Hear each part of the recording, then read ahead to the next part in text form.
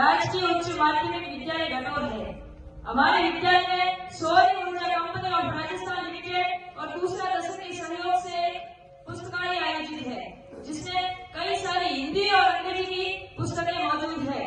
जब भी हमें खाली समय मिलता है तो हम उस पुस्तकों को पढ़ते हैं और उस पुस्तकों से हम बहुत कुछ सीखते हैं, क्योंकि उस पुस्तकों में बहुत सारे नए नए शब्द आते हैं जिन्हें हमने पहले अपनी लाइफ में कभी नहीं देखे, और उस शब्दों के बारे में, उस वाक्यों के बारे में हम अच्छे से चर्चा करते हैं और उनके बारे में अच्छे से जानते हैं, उनका मतलब जानते हैं, उनका अर्थ जानते हैं।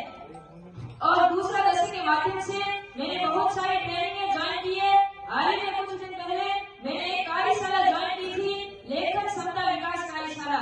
लेखन क्षमता विकास कार्यशाला का अर्थ है लिखने की क्षमता को बढ़ाना, लिखने की क्षमता में विकास करना। उस कार्यशाला में हमने कहानियों का निर्माण किया था खुद से। हमें नए नए शब्द दिए गए थे, हमें नए नए वाक्य दिए गए थे, कुछ शब्द नए भी थे, वाक्य भी नए थे। उस वाक्यों से, उस शब्दों से हमने पूरी एक कहानी का निर्माण किया था, और उस कहानी का निर्माण हमने पहली बार किया था।